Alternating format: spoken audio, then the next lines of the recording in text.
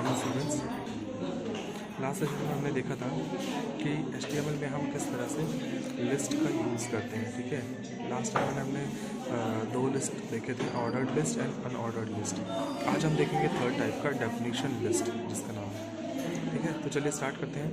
देखते हैं definition list होता है क्या। डेफिनेशन लिस्ट का यूज़ हम तब करते हैं जब हमें एक प्रॉपर वे में, अरेंज्ड वे में हमें कोई इन्फॉर्मेशन अपने वेब पेज पर शो करानी होती है। जैसे आप देखेंगे डिक्शनरी में एक वर्ड लिखा होता है, उसके बाद उसके बारे में उसका प्रोनाउंसिएशन किस तरह से करेंगे, उसकी मीनिंग क्या होती है, उसे हम यूज़ कहाँ कहाँ कर सकते हैं, ये सारी चीज़ें लिखी होती है ना।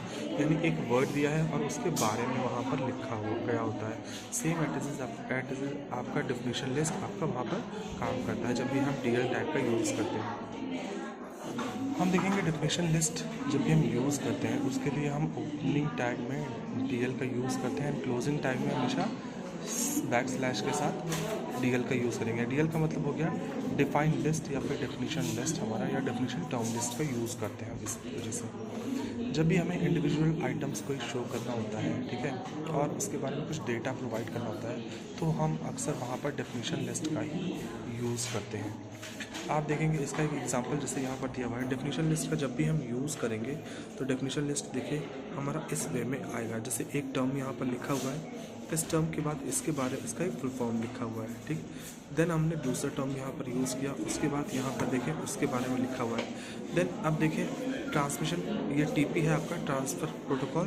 ठीक, ट्रांसफ़र प्रोटोकॉल में आपका दो टाइप का जैसे दिया हुआ है, FTP HTTP, तो इसके अंदर में ही एक नेस्टेड फॉर्म में यहाँ पर करके दे दिया गया, एक नेस्टेड फॉर्म में यहाँ मेंशन कर दिया गया है। ठीक है, और यहाँ भी इस नेस्टेड फॉर्म में भी देखिए आपका ये टर्म दिया है, इसका फुल फॉर्म दिया हुआ है। आप देखेंगे यहाँ पर एक लाइन डाउन करके यहाँ पर इसका डेफिनेशन दिया गया। तो आपका जो डेफिनेशन लिस्ट होता है जब भी हम सिंपली यूज़ करते हैं विथ DL टैग, जैसे कि देखिए यहाँ पर यूज़ किया गया है सिर्फ DL टैग और DL टैग के थ्रू जब हम यूज़ करते हैं तो हमेशा ये हमारा एक प्रॉपर वे में आता है। बट यहाँ पर देखेंगे एक हमारा दिया हुआ है जैसे यहाँ पर DL compact and DL compact क्या होता है, ये भी आपका DL के जैसे ही काम करता है। बट डिफरेंस दोनों में क्या होता है, जब भी हम DL का यूज़ करते हैं तो एक नेस्टेड फॉर्म में, यानी एक प्रॉपर वे में, अरेंज्ड वे में आता है, एक लाइन डाउन करके एक नेस्टेड फॉर्म में देता है। बट DL कॉम्पैक्ट का जब हम यूज़ करते हैं तो ये हमेशा एक सीधी लाइन में, ठीक है, एक सीधी लाइन में ये हमारी इन्फॉर्मेशन को शो करता है। जैसे आप देखेंगे यहाँ पर DL कॉम्पैक्ट का यूज़ करके बनाया गया है, तो ये हमारा एक सिंपली एक सीधे लाइन में लिस्टिंग आ जाती है। ठीक है, अब यहाँ पर देखते हैं कुछ और टर्म्स हमारे दिए गए हैं, जैसे कि DT एंड DD क्या करता है, जैसे लिखा है यहाँ creates terms included in a glossary और डेफिनेशन लिस्ट। यानी कि DT क्या करता है, डिफाइंड टर्म हम इसे बोलते हैं।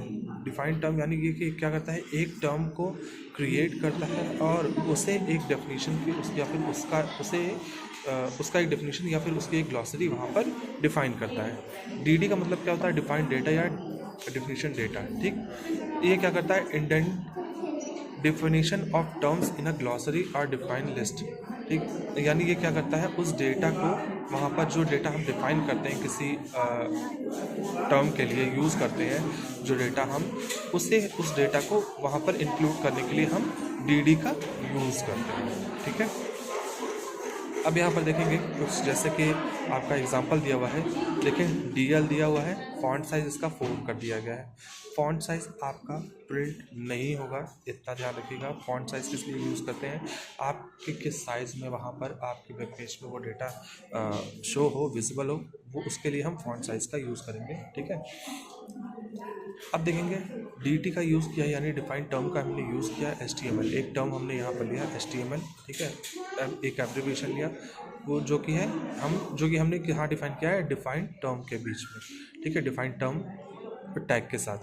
फिर उसके बाद इस HTML का फुल फॉर्म हमें देना है। इस HTML का फुल फॉर्म देना है तो हाइपर टेक्स्ट मार्कअप लैंग्वेज, इसे हमने किस में रखा है, DD के अंदर, यानी डिफाइंड डेटा के अंदर हमने यहाँ पर रखा है। अब ये क्या कर रहा है, डिफाइंड डेटा, ये जो टर्म हमने यूज़ किया है इस टर्म का डेफिनेशन हमें यहाँ पर बता रहा है, या फिर इस टर्म के बारे में हमें बता रहा है कि ये क्या चीज़ है। सेम इसी तरीके से देखिए DT भी हमने यहाँ पर दिया हुआ और DD फिर से टीपी दिया और ट्रांसफ़र प्रोटोकॉल यहाँ पर हमने दे रखा है। नाउ हमने डीएल का यूज़ फिर से किया है, यानी कि एक लिस्ट हमारी इस तरीके से ये बन रही है डेफिनेशन लिस्ट, और एक डेफिनेशन लिस्ट हमारी अंदर यानी किसके अंदर बनेगी, डीटी के अंदर, यानी ये जो ट्रांसमिशन कंट्रोल टीपी हमने ट्रांसफर प्रोटोकॉल हमने दे रखा है यहाँ पर, उसके अंदर एक नेस्टेड वे में ये तैयार रहेगा। ठीक है, इसी तरीके से ये इन्फॉर्मेशन आपका दिया गया है। इसका एग्जांपल देखिए, जैसे जब आप ये प्रिंट करेंगे अपने नोट पैड पे या वर्ड पैड पे, जब भी आप इसे प्रिंट करेंगे और सेव करेंगे तो इसका आउटपुट किस तरीके से आएगा। इसका आउटपुट ऐसे ही आएगा। देखिए, HTML आपका जो टर्म था ये DT के अंदर डिफाइन किया गया था, जो कि एक टर्म के रूप में यहाँ पर आ रहा है। DD के अंदर आपका हाइपरटेक्स्ट मार्कअप लैंग्वेज स्टार्ट किया गया, इसे हमने DD के अंदर डिफाइन किया था। सो ये यहाँ पर इस HTML इस टर्म की डेफिनेशन या बोल सकते हैं इसका फुल फॉर्म, यानी इसके बारे में हमें डिफाइन कर रहा है, बता रहा है कि ये क्या चीज़ है। तो जब भी हम DL का टैग सिंपली यूज़ करेंगे तो ये हमारा सेम इसी फॉर्मेट में हमारा प्रिंट होते चला जाएगा। बट अगर वहाँ पर हम DL कॉम्पैक्ट का यूज़ करते हैं, जैसे कि आप यहाँ देख सकते हैं DL कॉम्पैक्ट, ठीक है। अब अगर DL कॉम्पैक्ट का यूज़ करते हैं तो हमारा यहाँ पर देखिए नोट पैड पर हमने इसे टाइप किया, और तो हमारा किस तरीके से आउटपुट निकलेगा, ये देखिए हमारा आउटपुट ऐसे निकलेगा, HTML TP URL www जैसे आपका दिख रहा है, एक लिस्ट के थ्रू आपका दिखेगा, यानी एक सिंपल लिस्ट जिस तरह से हम क्रिएट करते हैं उस सिंपल लिस्ट के अकॉर्डिंग आपको यहाँ पर विजिबल होगा आपके वेब पेज पे। ठीक है, नेक्स्ट टॉपिक है हमारा इमेजेस एंड पिक्चर्स। ठीक है, अब हम देखेंगे कि HTML में हम इमेज या पिक्चर्स का यूज़ कहाँ पर करते हैं। सबसे पहले हम जानते हैं इमेज या पिक्चर होता क्या है। जब भी हम कोई चीज़ अपनी आंखों से देखते हैं या फिर किसी चीज़ को जब हम रियल टाइम में देखते हैं, यानी हम वहाँ पर मौजूद होते हैं, ठीक है, और किसी चीज़ को हम देख रहे होते हैं, तो उसकी एक इमेज हमारी आंखों में बनती है। हम सबने साइंस में भी पढ़ रखा होगा, उसकी एक इमेज बनती है हमारी आंखों में, और वही इमेज हमें दिखती है। उसी जो इमेज हमारे आंखों में बनती है उसी इमेज के थ्रू हम देख सकते हैं कि सामने वाला क्या कर रहा है क्या नहीं कर रहा है। बट अगर उसी रियल टाइम मूवमेंट को, यानी जो वहाँ पर हो रहा है, जो घटना घट हो रही है वहाँ पर, या जो चीज़ें आप देख रहे हैं, अगर उसे आप बाद के लिए सेव करके रखना चाहते हैं या उस मूवमेंट को आप कैप्चर करते हैं, तो वो किस फॉर्मेट में आ जाता है, वो एक पिक्चर हो जाता है आपके लिए। ठीक है, यहाँ समझते हैं कि हम क्यों यूज़ करते हैं इमेज या पिक्चर का जब भी हम कोई वेबसाइट या अपना वेब पेज बना रहे होते हैं।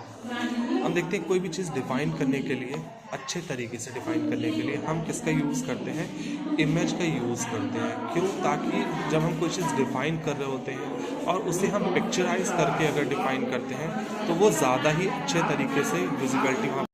अब हमें ये बात भी समझनी ज़रूरी है कि जब भी हम इमेज को इंक्लूड करते हैं तो वो वेब पेज का पार्ट होता है या नहीं होता है। सबसे पहले हम समझेंगे कि जब भी हम इमेज को इंक्लूड करेंगे वो किसी वेब पेज का पार्ट नहीं होगा, वो एक एक्सटर्नल फाइल होती है जो हम अपने वेब पेज में इंक्लूड करते हैं या बाहर से इंसर्ट कराते हैं। ठीक है, हम इंसर्ट क्यों कराते हैं, ताकि हम जो वहाँ पर डिफ़ाइन करना चाह रहे हैं या जो चीज़ें हम अपने वेबसाइट के थ्रू, वेब पेज के थ्रू हम बताना चाह रहे हैं, उसकी विजिबिलिटी या फिर उसे हम अच्छे तरीके से अपने यूज़र्स के सामने या जो उस वेब को एक्सेस कर रहे हैं उनके सामने हम और अच्छे से और क्लैरिटी के साथ वहाँ पर अपनी बातों को रख सकें उस इमेज या पिक्चर के थ्रू। ठीक है, अब इस इमेज या पिक्चर को हम इंसर्ट कैसे कराएंगे, हम ये देखते हैं। किसी भी पिक्चर या इमेज को इंसर्ट कराने के लिए हम अपने वेब पेज में जब भी हम टैग्स का यूज़ करते हैं, उन टैग्स के साथ, ठीक है, हम URL देते हैं। वहाँ पर URL का मतलब होता है यूनिफॉर्म रिसोर्स लोकेटर। URL देने का मतलब क्या है कि जहाँ पर वो इमेज सेव है आपके फाइल में, आपके सिस्टम में जहाँ पर वो इमेज सेव है, आप उस इमेज का एक पाथ, एक URL दे रहे हैं ताकि किस लोकेशन पर है, और उस लोकेशन के थ्रू जब भी आप उस वेब पेज को रन कराएंगे तो उस वेब पेज पे आप वेब पेज का जो इमेज होगा वो इमेज आपका वहाँ उस लोकेशन पर जाकर उस इमेज को वहाँ पर इंसर्ट कराएगा। ठीक है, इंसर्ट कराने के लिए हम IMG टैग का यूज़ करते हैं उसके सोर्स के साथ। जैसे कि अभी हम देखते हैं यहाँ दिया है HTML image code. Image code हमारा क्या होता है, IMG SRC का मतलब होता है सोर्स, इमेज सोर्स हमारा is equal to double inverted comma के बीच में डॉट JPG या जिस भी एक्सटेंशन से वो फाइल है आपकी, उसे हम उस वहाँ पर शो करते हैं। ठीक है, देखेंगे यहाँ पर इसका एग्जांपल है, जैसे कि आपने HTML फाइल स्टार्ट किया, आप HTML डॉक्यूमेंट प्रिंट करने जा रहे हैं, आपने इसका हेड दे दिया, हेड में पिक्चर पेज आपने दिया, टाइटल यहाँ सेट कर दिया। हेड के बाद आपने बॉडी स्टार्ट की, यहाँ पर बॉडी स्टार्ट करने के बाद हियर इज़ अ पिक्चर आपने एक डिफ़ाइन कर लिया, और उसको डिफ़ाइन करने के बाद आप यहाँ पर इमेज SRC यानी इमेज का सोर्स आप दे रहे हैं, उसका URL दे रहे हैं, जैसे आप देख सकते हैं कि C, ठीक है, और उसके बाद पिक्चर koala.jpg, यानी ये क्या है, ये एक URL आप प्रोवाइड कर रहे हैं, किस लिए, ताकि वो आपने जहाँ जिस लोकेशन पर उस इमेज को सेव करके रखा है, उस इमेज वहाँ से जब भी आप वेब पेज को रन कराएं तो वहाँ से सेव वो इमेज को अपने वेब पेज में इंक्लूड कर लें। ठीक है, ये देख सकते हैं C का मतलब हो गया कि आप कौन से डिस्क में आपने वो फाइल सेव करके रखी है, कौन से पार्ट में अपने इसमें, फिर कौन से फोल्डर में है, और उस फोल्डर में जाकर कौन सा आपका इमेज है, ठीक, किस नाम से सेव है, वो इमेज का नाम आप यहाँ पर देंगे। तो इमेज SRC का मतलब हो गया इमेज, IMG SRC का मतलब हो गया इमेज सोर्स, यहाँ पर आप एक URL प्रोवाइड कर रहे हैं। इसके थ्रू यानी इस कोडिंग के थ्रू, इस टैग का यूज़ करके हम क्या कर सकते हैं, अपने वेब पेज में हम एक इमेज इंसर्ट करा सकते हैं। ठीक है, जैसे आप देख सकते हैं ये हमने टाइप किया अपने नोटपैड या वर्ड पैड पे, और यहाँ पर आपके सिस्टम में जो भी इमेज होगा वो यहाँ पर सेव हो जाएगा। ठीक है, आपको हमेशा ध्यान रखना है कि जब भी आप यूज़ करेंगे तो आप एक प्रॉपर URL वहाँ पर दे रहे हैं। ऐसा ना हो कि आपने जो URL दे रखा है उस URL पे या फिर उस लोकेशन पे कोई इमेज ना हो, या फिर जो इमेज आप इंक्लूड करना चाहते हैं उससे हट के कोई दूसरी इमेज हो वहाँ पर। ठीक है, तो हमेशा जिस भी इमेज को हम इंक्लूड करना चाहते हैं उसका एक प्रॉपर लोकेशन हमें यहाँ पर मेंशन करना होगा। ठीक है, IMG SRC के थ्रू।